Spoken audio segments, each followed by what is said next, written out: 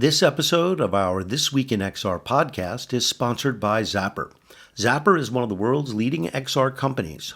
Over the past 12 years, they've won numerous awards for memorable campaigns. They've democratized AR by making tools and SDKs that anyone can use. And they created ZapBox, the world's most affordable mixed reality headset. Most recently, Zapper worked with Unilever to create an enhanced QR code called Accessible QR, which enables packaged goods to speak to the blind and partially sighted.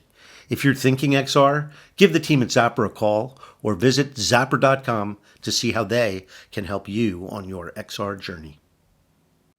Good morning, everybody. I'm Charlie Fink with Ted Chilowitz and Roni Abovitz for This Week in XR. It is Friday, September 13th, 2024, and our guest today is Zhen Feng. She is the head of international for Roblox. She's had an incredible career, both at Roblox, Facebook, and Microsoft. So she's a pretty senior executive who's really been around the block. So I'm sure we're going to learn something from her when she comes in.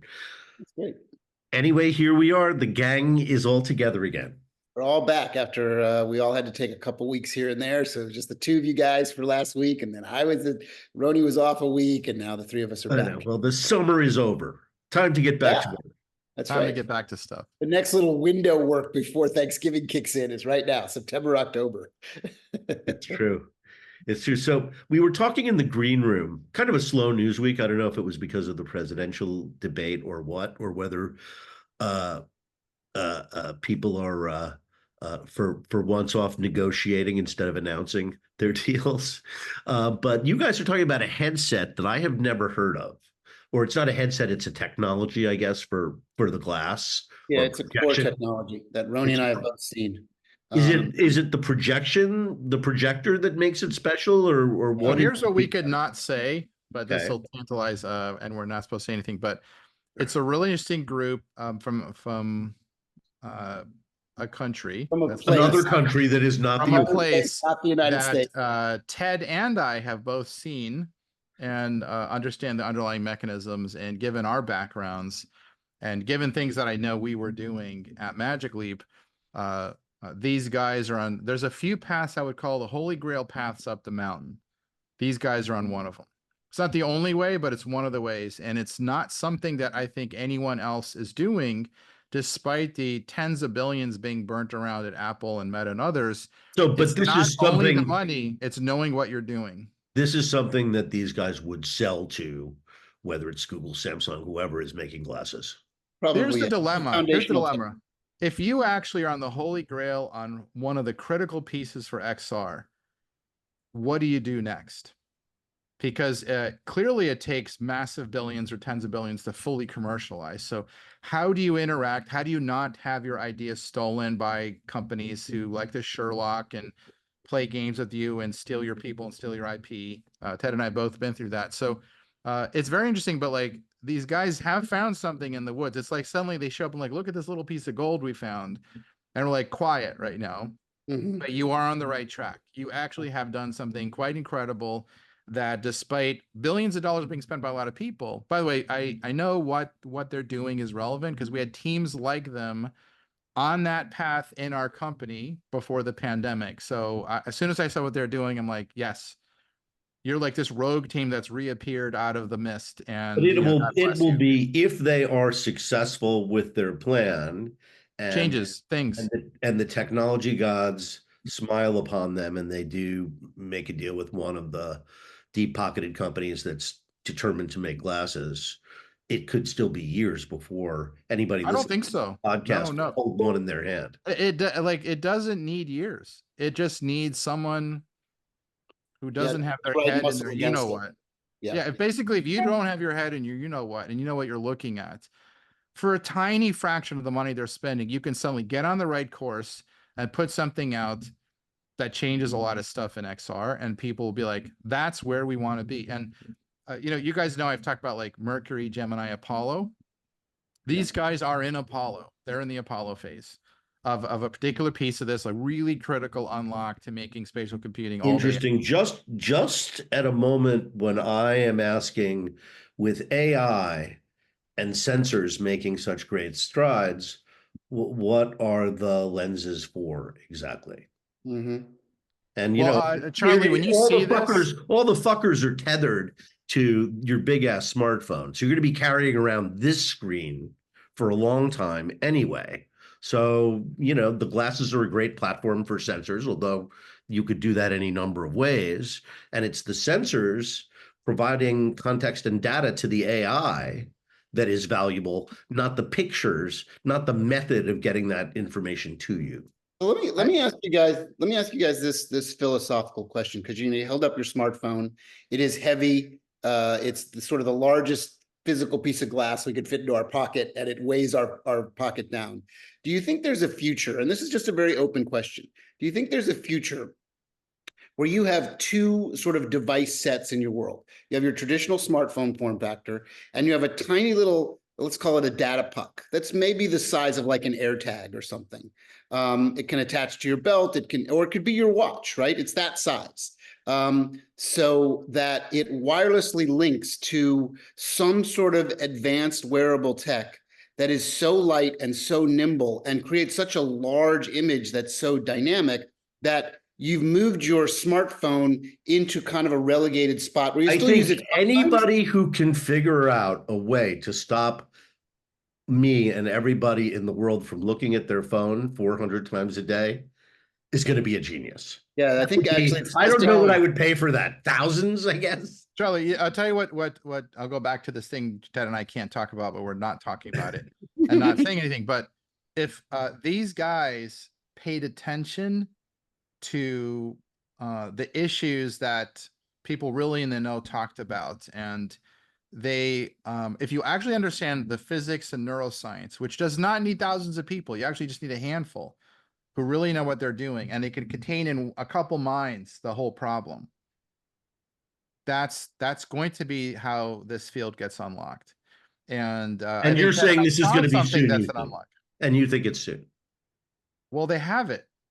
They have it. It's kind of like what about Ted? Remember Ant VR? You and I saw them at CES in 2020, January 2023, and we also said this is seriously great technology. Yeah, yeah. And I think they're out of business now. It's I wonder where they wasn't that great.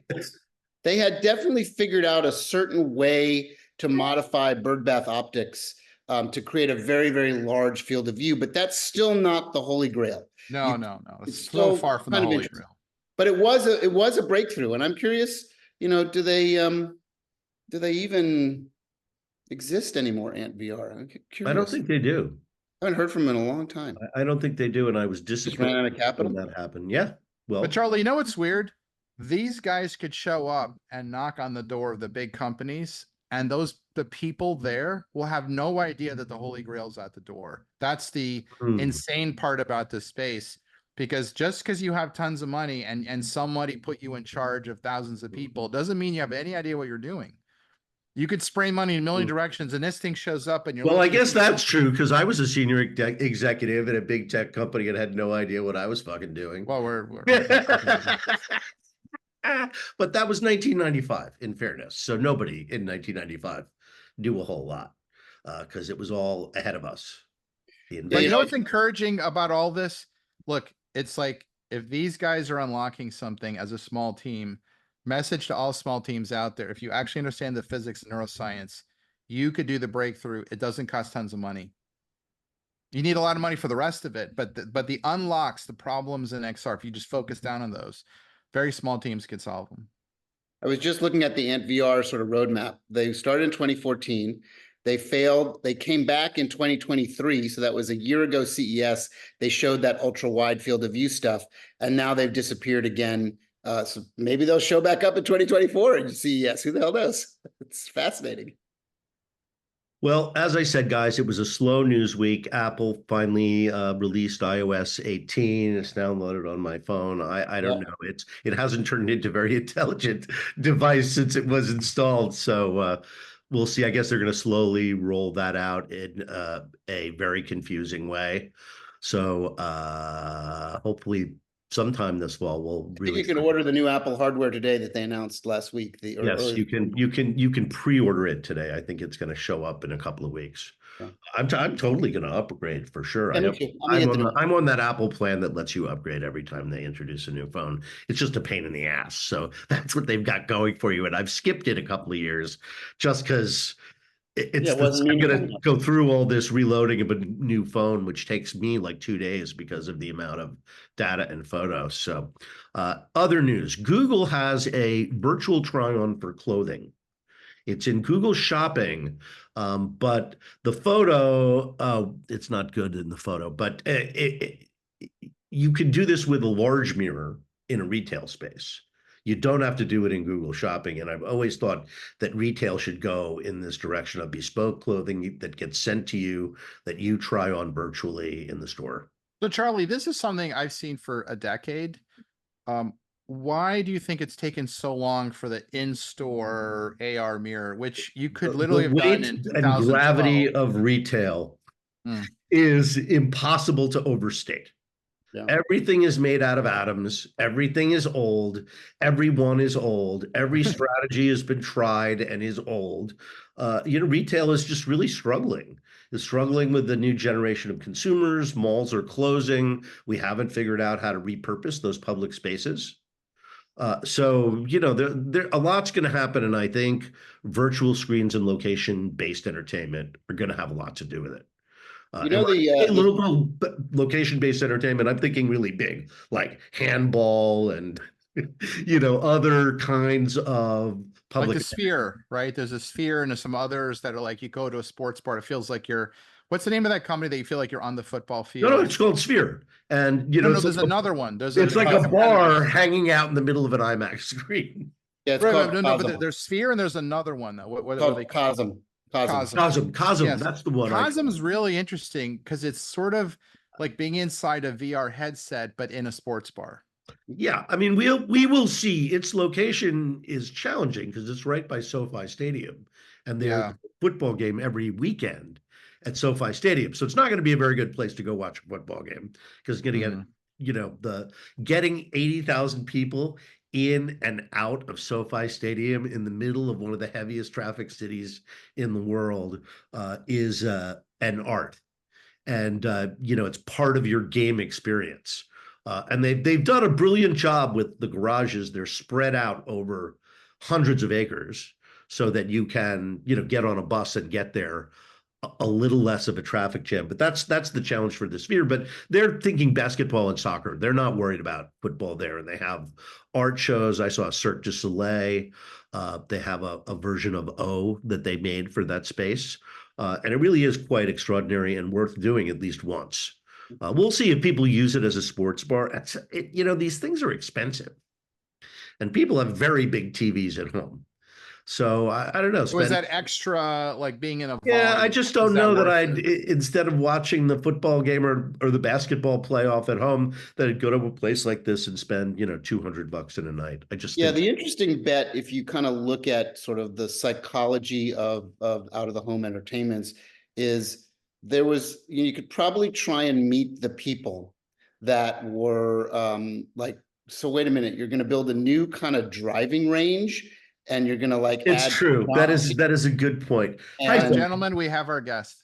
Zhang. What a pleasure to have you here. Hi, everybody. Good morning. Glad I to be gather here. you don't know my co-hosts, but we were reviewing your LinkedIn Oh, in the wow. green room, Okay. and we're all very excited because of the range of experiences you've had across Yeah. tech during a very seminal time, the past, I don't know, 15 plus years. So, of course, we've all lived through it. And my job is to kind of write it down and hope that we have some kind of a record and a sense of what we all are going through. So, Yeah, well, I'm super glad to be here. Thanks for inviting me. No, thanks for coming. We're very interested in what Roblox is doing. I know that you just had a developer conference, Yep. so we'd love to hear about that. In addition to your background and your journey generally, Okay. as I told you when we prepped for this, it's not exactly an interview show. We don't have a list of things we want to talk about. We just wanted to meet you. Yeah. Cool. The best kind. We'll wing it. Exactly. So I don't know where you want to start. I guess we could start in the present at the developers conference. Roblox seems to be killing it. Yeah, I mean, it was a super exciting developer conference. It's my second one. I've been at Roblox for about 2 years now, leading international. And I just felt the energy at our developer conference that just happened. I mean, it was exactly a week ago, actually, it was phenomenal. We announced and launched a bunch of cool new features. I mean, what excites me a lot from the developer conference because of my role and my background is really our vision that Dave's vision continues to expand, and that now our goal is to have 10% of the global gaming revenue flowing through Roblox ecosystem. That's a pretty ambitious goal because you guys all know, been in the industry for a while, that global gaming revenue is quite massive globally, and it's growing year by year, and having 10% of that flow through Roblox is a quite ambitious ask. You're talking 10 to 20 billion range.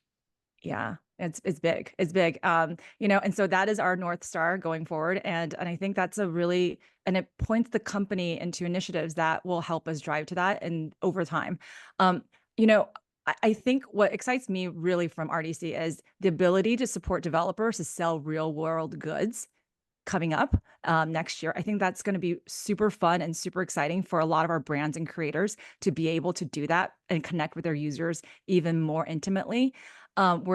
We are announcing paid access, which is a completely different model of how developers can monetize on Roblox. Instead of this free to play model, there's also going to be a segment of our content corpus that's going to be paid access, just kind of like how folks are familiar with gaming online today, right? It's more like you're familiar with like Spotify. There's a free sort of ad supported tier, and then there's a paid tier. Well, you're describing every video game in the App Store. Yeah, exactly. And we're not a video game, we're a platform, right? Of all types of video games and experiences and So everything. you're introducing that aspect. Yeah, we're introducing that aspect. Free to premium user journey that we see in successful games. Exactly. Is there a price point set for the premium tier yet? So I think there might be a little confusion. So it's not really a premium tier where no ads. It's sort of like you can pay for a game. So like on Xbox, you can buy $49.99 for a game. So now we're introducing a segment of experiences and games on Roblox where you pay.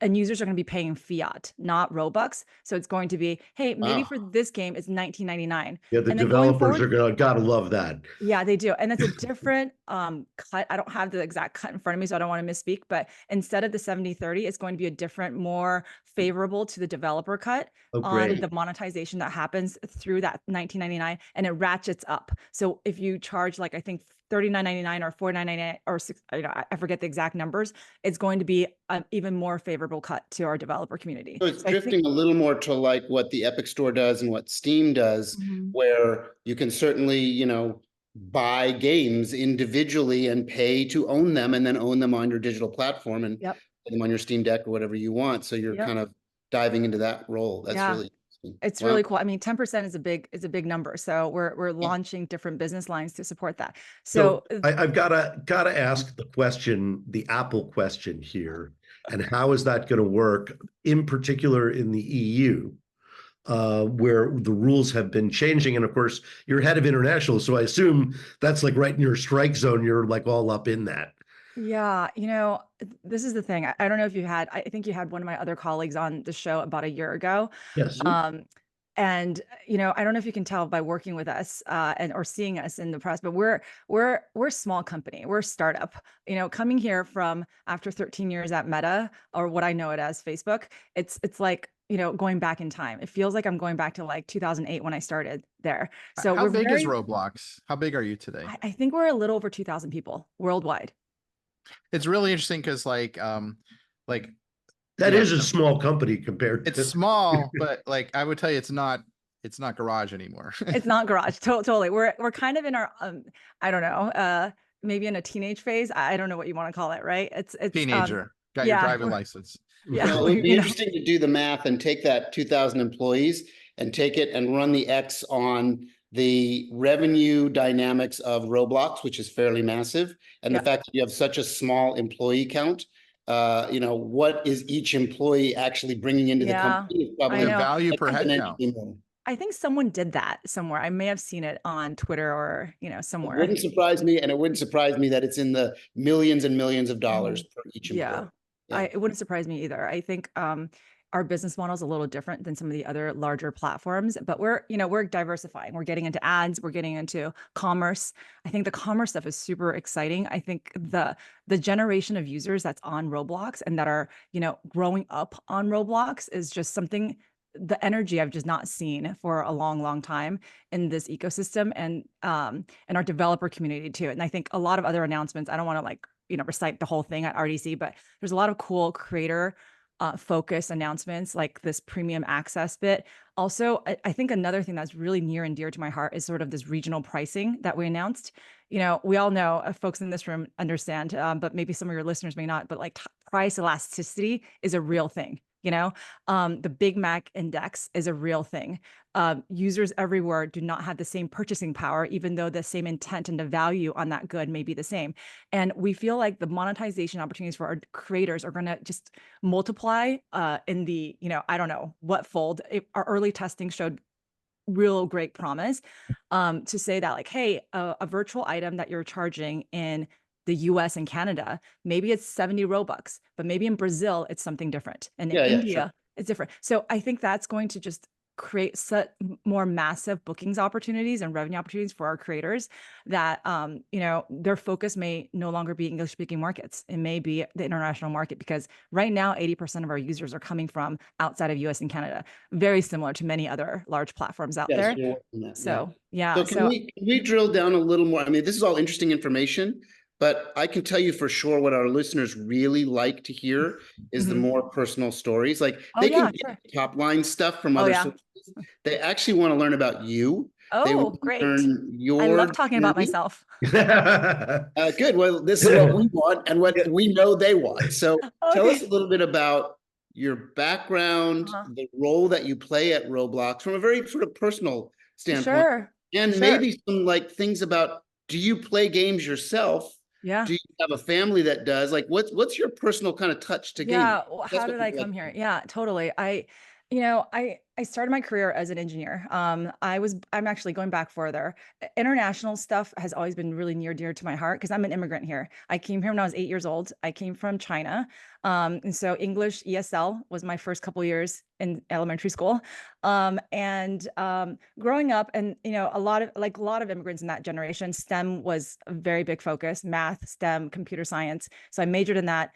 I went to Microsoft for a couple of years, and then that's where I kind of moved from engineering to more of the business side, so to speak. Was it in the Xbox side or Microsoft? No, it's not. It was on Hotmail.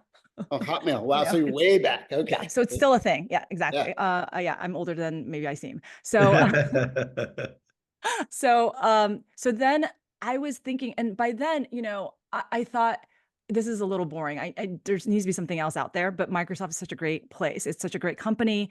You can, really retire there. But at that time I was like, what's exciting out there? I really wanted to go to a startup, and Facebook just had received, I think, the Microsoft funding at that point, maybe the year prior. And I was like, oh, this looks cool, but it looks kind of big. And when I interviewed, and I wasn't even thinking about interviewing, but when I interviewed there, I felt like, oh my gosh, you can just feel the energy in the room, when I went through my like really odd interview process. And I was like, I'm sold. This is it. This is it. And when I joined, it's sort of like, there's nothing. I signed my offer the day I arrived, and you just kind of you go. And I worked on so many different things. I saw the evolution of Facebook grow. 13 years. I worked on platform developer side, our foray into, should we launch a mobile device? Corporate development, market entry, all types of things over 13 years. And in the middle of COVID, I'm like, something else. I've been here for a while, and the company was close to 100,000 people at that point, I felt like. And it was just, I don't know. I think COVID got to me. It was a weird few years, if you think about it. And then I decided to retire at the time, and not really do another corporate job. I'm like, I'm going to invest, advise, spend time with my family. And then at that point, I actually one of the first hires I made at Facebook, and this is what they say, you should hire people you want to work for. One of the first hires I made at Facebook was in a senior leadership position at Roblox. And he was like, there's this really cool role. I know you're not looking for anything permanent, but come talk to us about it. And I had talked with David a few years prior. And I was like, oh, cool. I've always admired Roblox and the mission and the vision. It reminds me a little bit of, some other companies I'm familiar with.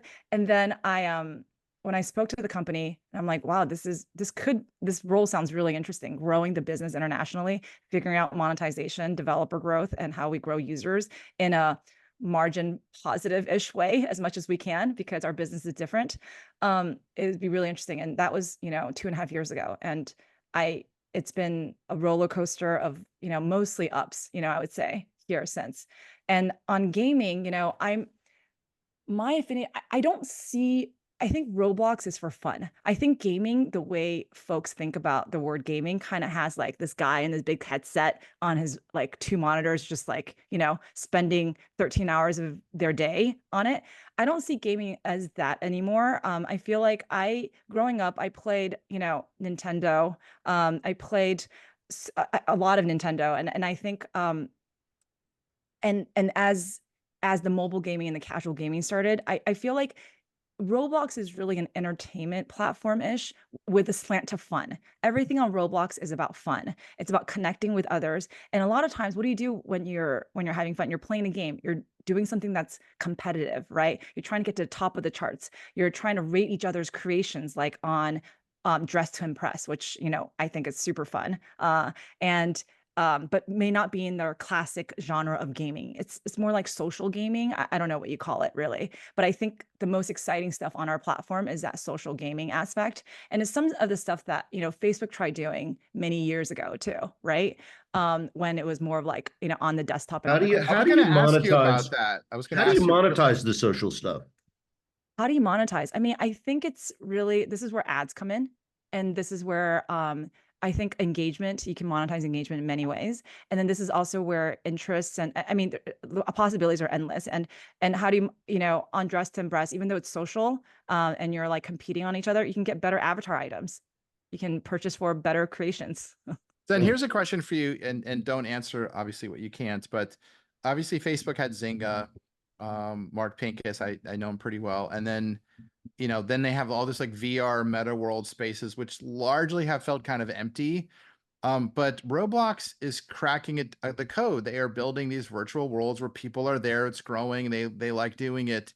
What do you think, or what are you allowed to talk about that is happening at Roblox that Meta, Facebook, and all of its power is not recreating? Well, I'll tell you, I'll answer that question for you right now. I mean, Roblox on the Meta Quest is one of the best experiences. But what are they doing broadly? Like, it's just working, right? If you argue if there's going to be a metaverse, like it's basically you and Epic with Fortnite are demonstrating initial prototypes of what that's going to feel like. Yeah. And I think what's really, and I touched on this a little bit when I was talking about RDC. I don't know if y'all ever been to an RDC, or met any of our creators on our community. I really recommend it at some point to check it out. The energy, our creator community is nothing I'd ever met before at any other developer conference. The energy, the collaborativeness, a lot of our original creators on Roblox are just people that grew up playing Roblox. And when they turned 16, 17, 18, 19, 20, as they get a little bit into, graphic design or coding, they're like, wow, this is really easy. We democratize how to create an experience online in the way that, TikTok and YouTube, or like, these short form videos have really democratized, creation on video creation. And so as AI and all these other great technologies are coming forth to make it even easier for creators to become game developers, I put that in quotes, but like, whatever it means at that point, you're going to see an even more influx of creativity and just this energy what this generation and the next generation want to experience. And I think another point I want to highlight on our creator community is that they're so helpful to one another. I don't know how to say it. They really want to help one another and build back and put back into the community. I think it's just the ethos of it. It's been this UGC creator focused, creator led. I've done many F8s in my past life, and I feel like, I'm the sorry, announcement, many F8s? It's a those are the The Facebook conference. Facebooks. Facebook Dev Oh, Conference. Yeah. sorry. I don't know if they still do those. I don't know. I But think it's called Connect They now. do Connect now. yeah, that's right. They changed the branding. That's actually So, next week. oh yeah, that should be fun too. See what they unveil. They're But supposed to unveil glasses, new glasses. I We'll love see. the Ray-Bans. But anyways, that's another, Agreed. I lost my train of thought. I was just going to say, I've been to many developer conferences, and like the Apple ones, the Google ones, the Facebook ones, etc. And I feel like the energy there is just very different. And also it's more like they're talking to someone else. They're not talking to the developer as much, the creator community. And I think the creator community there is just so energetic, and the features are for them, created, like the content really revolves around them. So I think Roblox's creator focus and really fostering that community has paid a long way for it. And I think the virtual economy is also really easy for creators to participate in. I'm going to butcher his name, but our virtual item creators was on stage with us at RDC, and he shared such a personal and lovely story of how he grew up quite poor in Brazil, and he grew up playing Roblox. And then as he started taking graphic design lessons, he started creating virtual items, and it became a thing in Brazil. It became a thing in the region, became a thing globally on Roblox, to the point where he moved his family out of the environment that they're living in, bought his mother a house, is putting through school for his nieces and nephews, and now he's giving back to Roblox community and helping other creators like him to succeed on Roblox. It's just So I want to ask so you, heartwarming. I want to ask you a really challenging question, and I want to Awesome. see how you respond to this. Okay. Because you're talking about some really interesting things, and I have a thesis. My fellow podcast folks here have heard this a number of times, of that all creative industries have entered into a democratic phase when it comes to the tool set, but the actual economics are a complete false democracy, meaning that the bulk of people that touch a platform, that feel like they can make a living at it, that actually want to get into that creative community, there's only a teeny little fraction of them that actually make anything from it. The bulk of them are what I call chasing the brass ring. And this reflects on YouTube, it reflects on TikTok, it reflects on Facebook, it reflects on Roblox, it reflects on Fortnite, on all the, they open up Fortnite you can build your own islands in your own world. So I don't think it's any different than any other creative time in the world that we've all lived in, is that hits are very small. People profit mightily from them. The success stories are very strong. The tool sets that we've made have become incredibly democratic. Anybody can touch Roblox and build a game. But there's a teeny little fraction, to your point of the person you bring up on stage, that is this amazing success story and gets everybody all emotionally charged. But the reality is that is not just the exception to the rule, that is the hyper exception to the rule. So I'm curious how you relate to that or answer that. Sure. I actually think there's definitely truth to that. So I don't want to take anything away from the stats that you're sharing, or like how you had that perception of, it's really the tip of the iceberg that has that. But it's not a critique, by the way. No, I know. It's just the reality of what it is. Totally. It's sort of like we're all trying to be movie stars, right? And then there's only one Brad Pitt, or Tom Cruise. And so I think I get that. And I think that's always going to be there. But I think our pyramid is actually a little bit more, it's like a slightly different shaped, or I don't know if it's still a pyramid at that point. But because, the other thing is that, I was chatting with the guy from Brazil after he went out, and he's like, what's amazing is that he had like half a dozen people come up to him afterwards and said, that is my story.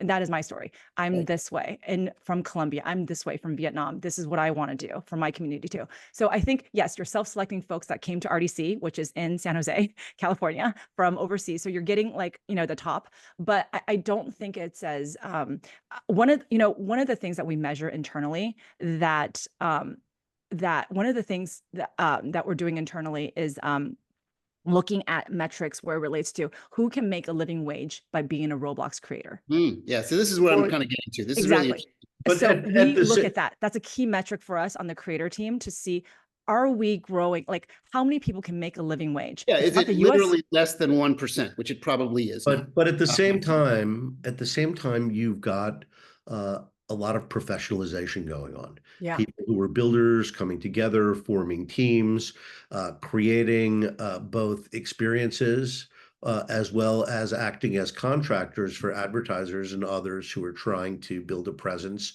in front of that very unique audience that Roblox has. So, that 1%, yes, they're not getting rich building games, but they are able to form commercial enterprises. Right. Yeah. They're learning how to do The it. need for those enterprises from the outside appears to be growing. We have a guy coming in, I forget the name of his company, Jonathan Tal, who I met at South by Southwest, who has a 50-person company, and they work with you. They were probably at the Roblox developer conference, and they, work with brands and Oh other yeah. Those are Roblox partners. totally agree. And I think what you hear about may just be, the one on top, right? The Zyngas or whatnot of the world, the Blocks roots of there. But really, we have over 100 experiences with over 1 billion visits. Over 5 million creators in the US are monetizing. But we want to grow that, right? Because really, this percentage may be very small in the long run if everybody on the planet becomes a creator, right? So Yeah. who's going to monetize at any level and who's going to monetize at living wage level? It's going to be a small percent, but that's okay in our mind, as long as people are Yeah, but learning. we think it's okay too. I mean, capitalism is okay. It's just it never gets exposed as much as it should. Like everybody thinks that everybody's doing great on these platforms, and the reality is not the actual truth. Jen, let me ask you a question because I want to Yeah. actually counter Ted for a second. If Roblox is actually a real free marketplace, right? I think democratic access to tools is what a real free market should provide, but talent is unevenly distributed. There's a power law of talent. So it's not a socialist communist system. And basically the audience selects against the best talent. And I think what Roblox is doing is saying, here's democratic access to tools. The best, most creative teams is what the Yes. audience flocks to. And I think 100% agree, Ronnie. That's exactly the so it's basically it's not Roblox, it's free market capitalism. Right. I think as a result of the shift or which is okay. the introduction of the platform is going to attract a lot more professional developers who are going to, Totally. they're saying, well, I'm successful in the Apple store with that demographic. Let me now go to where they're shifting to a different platform. As you continue to productize, they shift to that platform, and inevitably the people who are selling to them in the app stores are going to follow. Even if they have to remake their game. Yeah. But Charlie, I have a tougher question for than Ted. You guys are involved deeply in AI. And my theory is that AI will now completely normalize talent in the sense of a kid in a garage can outperform 100-person Roblox team who's geared up. And my sense is Roblox is absolutely going to provide AI-powered tools to allow anyone to make games. So then is it going to be your technical talent or team size or simply the idea that wins? And like, what's your take on that? It's really interesting. I think it's really understanding the user base and what they want and what you're trying. And maybe there's a lot of, in these things, a lot of it is timing, capturing that social and cultural zeitgeist, of that. So I don't think it's going to be, as we've all seen in tech over the years, right? It's not the one that's most funded, but most well-funded that typically wins. It's the ones that are, kind of had the right idea, the right execution at the right time to market that usually, and then not making fumbles along the way, right? Because once you get kind of big enough, you got to go from 0 to 1 and 1 to 10 and 10 to 1,000. And so I think a lot of our AI tools are going to, automate the mundane tasks, like make it so that you don't need to be, a type of like hardcore Unity developer in order to create an experience on Roblox. We've never been that. And we're going to make it even easier and democratizing that, as you guys have mentioned, but I don't think it's going to take the creativity out of there. It's not going to say, make me the best selling game ever. Just, do that. I think there is part of that. I think there will be people that will try and use AI to do that, to kind of game the system. But I think Roblox is a great example of why graphics talent, technical talent means very little.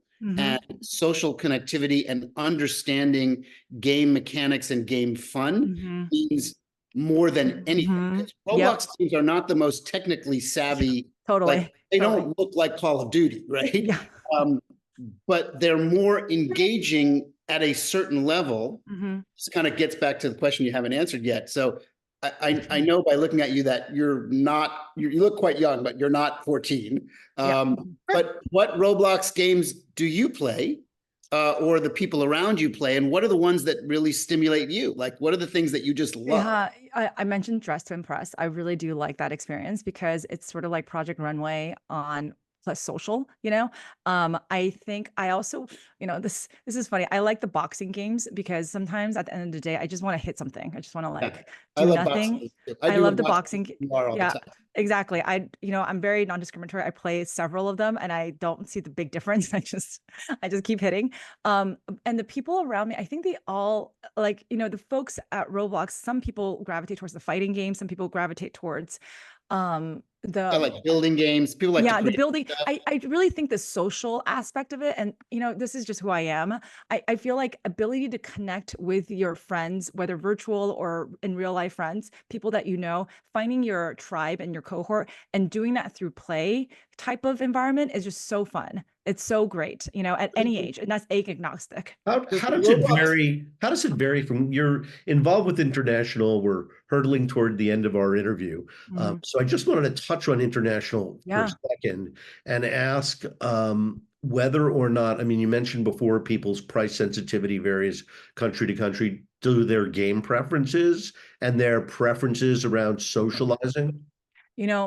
Everyone likes to socialize. I think the world is actually a lot smaller than we think it is. People are kind of similar in the most basic forms. Everyone wants to feel connected to one another, and everyone wants to have fun. But I think when you start bubbling up from that, that's the core. That is consistent because we're all humans. We're all mammals.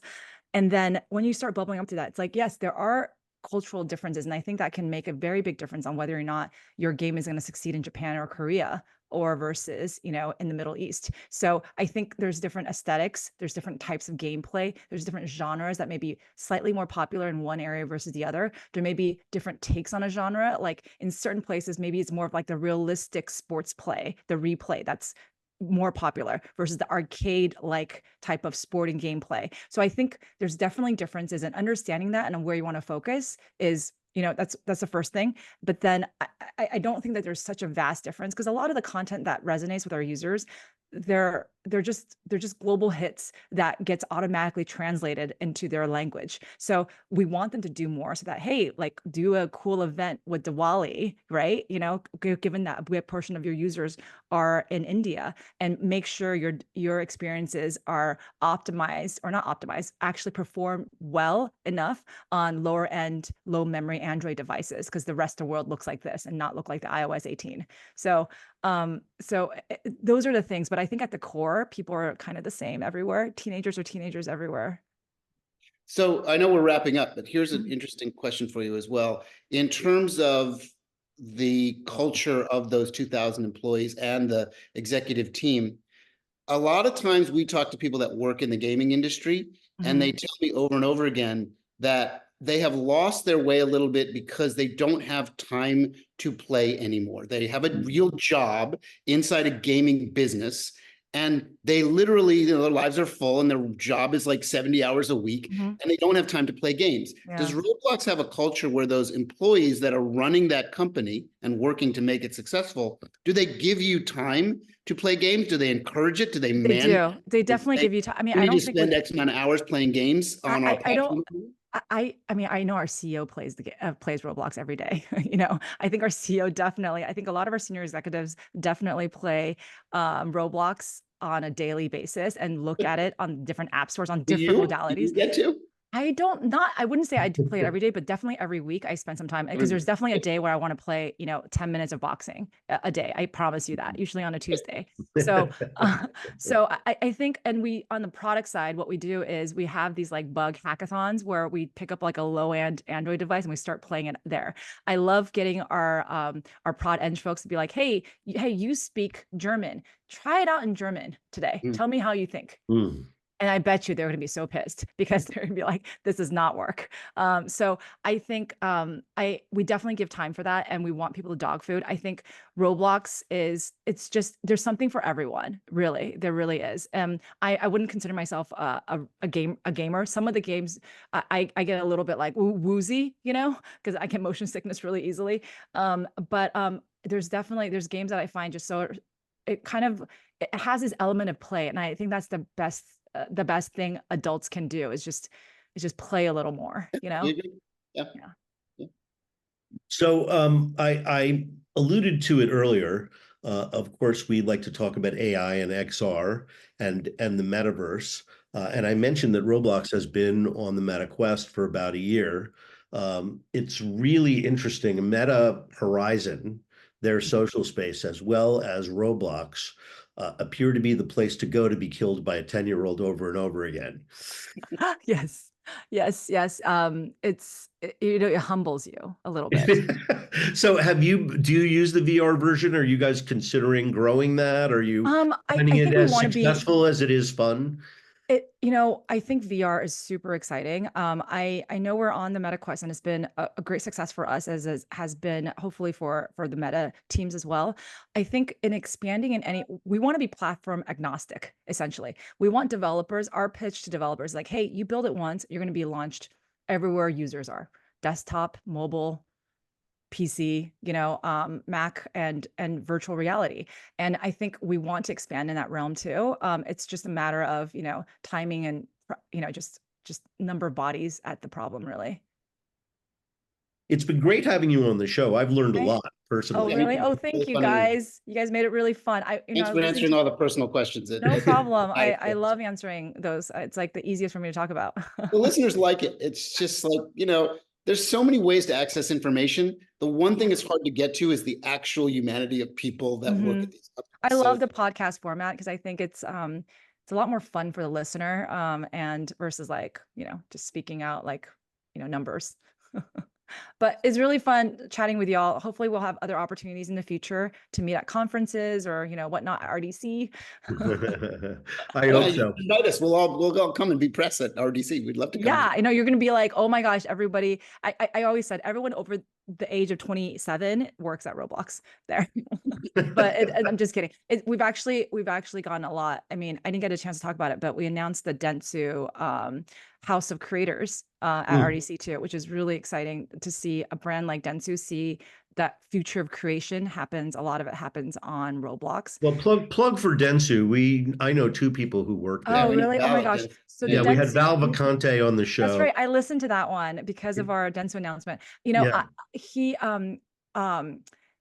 The Dentsu Group CEO came to meet with Dave, and we announced it shortly after our meeting there, which is House of Creators. Dentsu wants to invest in the future of creation on Roblox, and they kind of see it in different stages, where it's like, on the bottom layer of it, they want to just create accelerators for new developers to come on the Roblox. In the middle layer, you've created something. You want to meet other IPs that may want to collaborate, brands, influencers, and help you grow within the Roblox ecosystem. They want to facilitate that. The third echelon, which is like, as you've gotten really big on Roblox, what they want to do is take you off of Roblox and get you bigger off of Roblox. Merchandising, Netflix shows, movies, manga, other ways. You become a brand and institution. You become Mickey Mouse. You become the next One Piece. And I think that's really visionary and really amazing, because I think what Dentsu sees the potential of Roblox platform is really the creators, is where the creativity is going to happen. And that, Mickey Mouse will always sell, right? And Star Wars will always sell, but you got to need a couple more of those in the long run. I don't know. Hollywood is, it's a very fraught time for Hollywood. So who knows? That's Roblox true. May end up owning a studio. We'll come back to that one in a couple of years. All the other studios out of business, which is important. Exactly. Or when they start selling off the pieces of Deadwood. Yeah. That's all the show we have, everybody. Have a great weekend, and we'll see you back here next Friday. Thanks, Zhen. Thank you. Thanks. It was very interesting talking to you. Thanks. Bye.